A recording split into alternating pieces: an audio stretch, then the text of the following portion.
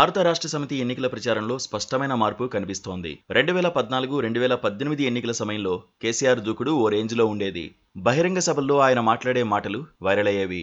ప్రతిపక్షాలపై ఆయన చేసే దాడి అనూహ్యంగా ఉంటుంది. 2018లో గద్వాల నియోజకవర్గానికి ప్రచారానికి వెళ్లి వైఎస్ హయాంలో పోతిరెడ్డిపాడు నుంచి నీళ్లు తరలించుకుపోతుంటే డీకే అరుణ హారతి పట్టారని కేసీఆర్ చేసిన వ్యాఖ్యలు సంచలనం సృష్టించాయి. ఆ ఆరోపణలపై డీకే అరుణతో పాటు చాలా మంది స్పందించాల్సి వచ్చింది. కానీ ప్రయోజనం లేకపోయింది. ఈ ఎన్నికల్లో కూడా గద్వాల్లో బహిరంగ సభ పెట్టారు. కానీ ప్రతి నియోజకవర్గంలో చెప్పిందే చెప్పారు. కొత్తగా ఏమీ చెప్పలేదు. సంచలనం లేదు. వైరల్ కామెంట్స్ లేవు. కానీ అప్పటికీ ఇప్పటికీ ప్రచారంలో వచ్చిన ఒకే ఒక్క మార్పు పదే పదే కాంగ్రెస్ పార్టీని ప్రస్తావించడం. కాంగ్రెస్ గెలిస్తే అనే మాట పదే పదే కేసీఆర్, కేటీఆర్ నోటి వెంట వస్తుండడం. రాజకీయాల్లో పక్క పార్టీ గెలిస్తే అనే మాట తమ నోటి వెంట రాకూడదని రాజకీయ పార్టీల నేతలు అనుకుంటూ ఉంటారు. కానీ ఈసారి కేసీఆర్ అదే డైలాగ్ను పదే పదే వాడుతున్నారు. రోజుకు 3 బహిరంగ సభల్లో మాట్లాడుతున్న ఆయన కాంగ్రెస్ గెలిస్తే అని పదే పదే అంటున్నారు. కాంగ్రెస్ గెలుస్తుందా అన్న పరిస్థితి ఉందేమోనని కేసీఆర్ ప్రసంగాలు చూసిన వారికి అనిపిస్తుంది. కాంగ్రెస్ గెలిస్తే అది జరుగుతుంది, ఇది జరుగుతుందని ప్రజల్ని భయపెట్టేందుకు కేసీఆర్ ప్రయత్నిస్తున్నారు. ఇందుకోసం ఆయన నేరుగా కాంగ్రెస్ గెలిస్తే అనే పదం వాడేస్తున్నారు. కాంగ్రెస్ నేతలు సూపర్ కాన్ఫిడెంట్ గా ఉన్నారు. మరోసారి బీఆర్ఎస్ సర్కార్ రాదని, గెలిచే ఛాన్సే లేదని చెబుతున్నారు. 10 ఏళ్ల వైఫల్యాలు, కాళేశ్వరం ప్రాజెక్టు కుంగిపోవడం వంటి వాటిపై ప్రచారం చేస్తున్నారు. అవినీతి అక్రమాలపై మాట్లాడుతున్నారు.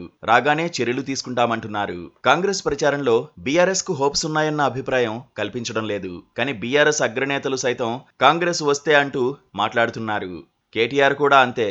కేసీఆర్, కేటీఆర్ మాటలతో కాంగ్రెస్ పార్టీకి ఎడ్జుందని అంగీకరించినట్లయిందని, కాంగ్రెస్ కు ఓటు వేయాలనుకుంటున్న వారిని ఆ పార్టీ వస్తే ఏదో జరుగుతుందని భయపెట్టి ఓటు వేయకుండా చేయాలన్న వ్యూహం అమలు చేస్తున్నారని భావిస్తున్నారు.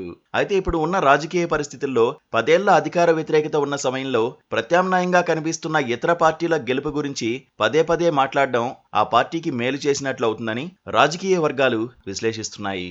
కాంగ్రెస్ పార్టీపై ప్రజల్లో అంత వ్యతిరేకత ఉందని ఎవరూ అనుకోవడం లేదు. నిజానికి ఆ పార్టీపై ప్రజల్లో అంతో ఇంతో సానుభూతి ఉంటుంది. తెలంగాణ ఇచ్చిన పార్టీగా గుర్తుంచుకుంటారు. కాంగ్రెస్ హయాంలో రైతులకు పక్కాగా రుణమాఫీ జరిగింది. ఇందిరమ్మ ఇళ్లు సహా అనేక సంక్షేమ పథకాలు బాగానే అమలయ్యాయి.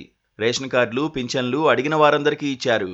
ప్రత్యేకంగా కాంగ్రెస్ పై కోపం పెంచుకోవాల్సిన ఘటనలేమీ లేవు. పైగా తెలంగాణ ఇచ్చి పార్టీ నష్టపోయిందన్న భావనలో కొంతమంది సానుభూతిపరులు ఉన్నారు. కాంగ్రెస్ 2 సార్లు ఓడిపోవడానికి కారణం తెలంగాణ సెంటిమెంట్. తెలంగాణ అంటే బీఆర్ఎస్, బీఆర్ఎస్ అంటే తెలంగాణ అన్నట్లుగా ప్రచారం చేశారు. కేసీఆర్ కు కాదని వేరే వారికి ఓటేస్తే అది తెలంగాణకు వ్యతిరేకంగా వేసిన ఓటే అన్న భావన ఎక్కువగా కల్పించడం వల్ల కాంగ్రెస్ నష్టపోయింది.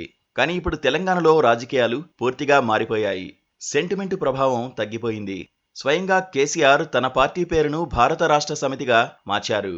అయినా ఆయన పరిస్థితిని గమనించి తెలంగాణకు ప్రాంతీయ పార్టీలే బలమని, తన పార్టీని జాతీయ పార్టీగా మార్చలేదన్న అభిప్రాయాన్ని కల్పించేందుకు ప్రయత్నిస్తున్నారు.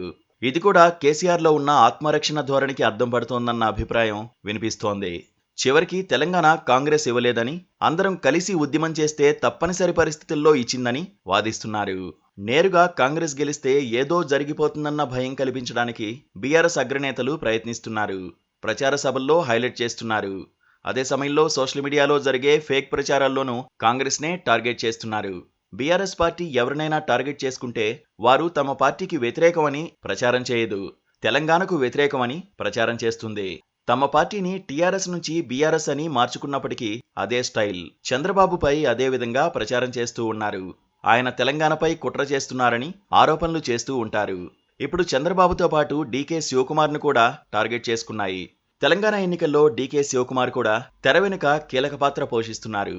తెర వెనుక వ్యూహాలు, పార్టీలో చేరికలు అన్నీ ఆయన కనుసన్నల్లోనే జరుగుతున్నాయని చెబుతున్నారు. కొన్నాళ్లుగా బీఆర్ఎస్ పార్టీ నేతలు శివకుమార్ను టార్గెట్ చేసుకుంటున్నారు. కేటీఆర్ ఆయనపై నేరుగా విమర్శలు గుప్పిస్తున్నారు.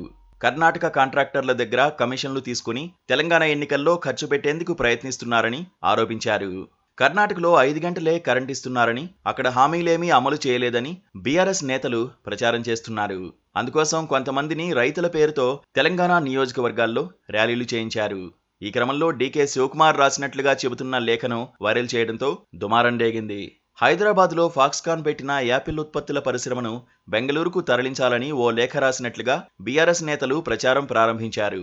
ఓ లేఖను సోషల్ మీడియాలో పోస్ట్ చేసి కాంగ్రెస్ గెలవకు ముందే హైదరాబాద్ పరిశ్రమల్ని బెంగళూరుకు తరలించేందుకు ప్రయత్నిస్తున్నారని, ఇక గెలిస్తే హైదరాబాద్ను ఖాళీ చేసి బెంగళూరుకు తరలిస్తారని ఆరోపించడం ప్రారంభించారు. చివరికి కేటీఆర్ కూడా ఆ లేఖను ప్రదర్శించారు. చివరికి ఈ లేఖ విషయం కర్ణాటక డిప్యూటీ సీఎం డీకే శివకుమార్కు చేరింది. తాను అటువంటి లేఖ ఫాక్స్కాన్ కంపెనీకి రాయలేదని స్పష్టం చేశారు. సోషల్ మీడియాలో బీఆర్ఎస్ నేతలు సర్క్యులేట్ చేస్తున్న లేఖ ఫేక్ అని, దానిపై బెంగళూరులో సైబర్ క్రైమ్ పోలీస్ స్టేషన్లో ఎఫ్ఐఆర్ నమోదు చేసినట్లుగా తెలిపారు.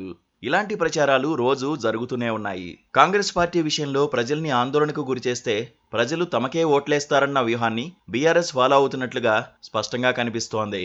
కాంగ్రెస్ పార్టీకి ఓటేస్తే ఏదో జరిగిపోతుందని, కరెంటు రాదని, పథకాలు ఆగిపోతాయని, పరిశ్రమలు తరలిపోతాయని చెప్పాల్సిందంతా చెబుతున్నారు. అదే సమయంలో రేవంత్ రెడ్డి చంద్రబాబు మనిషి అని కూడా పాత వ్యూహాన్ని అమలు చేస్తున్నారు. నిజానికి రేవంత్ కన్నా ఎక్కువ కాలం కేసీఆర్ చంద్రబాబు సహచరునిగా ఉన్నారు. రేవంత్ పై, కాంగ్రెస్ పై తెలంగాణ వ్యతిరేకం ముద్ర వేయడం ద్వారా బీఆర్ఎస్ మళ్లీ అధికారాన్ని దక్కించుకోవాలని ప్రయత్నిస్తోంది. ఇందుకోసం ఎన్నో రకాల ఫేక్ న్యూస్ ను స్ప్రెడ్ చేస్తున్నారు. అయితే ప్రజలు ఇలాంటి ప్రచారాలను నమ్మితే పర్వాలేదు, నమ్మకపోతే మాత్రం మొత్తానికి రివర్స్ అవుతుంది. కాంగ్రెస్ పై ఏమాత్రం ప్రజల్లో పాజిటివ్ భావం ఉన్నా బీఆర్ఎస్ నేతలు చేస్తున్న ప్రచారం ఆ పార్టీకి ఇంకా ప్లస్ అవుతుంది. అంటే బీఆర్ఎస్ వ్యూహం రివర్స్ అవుతుంది. ఇలా అయిందో లేదో ఎన్నికల ఫలితాల రోజున స్పష్టత వస్తుంది.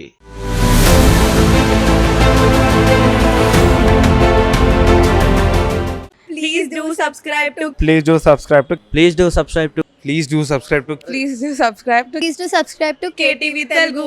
KTV Telugu. KTV Telugu. KTV Telugu. KTV Telugu. KTV Telugu. Please do subscribe to KTV Telugu.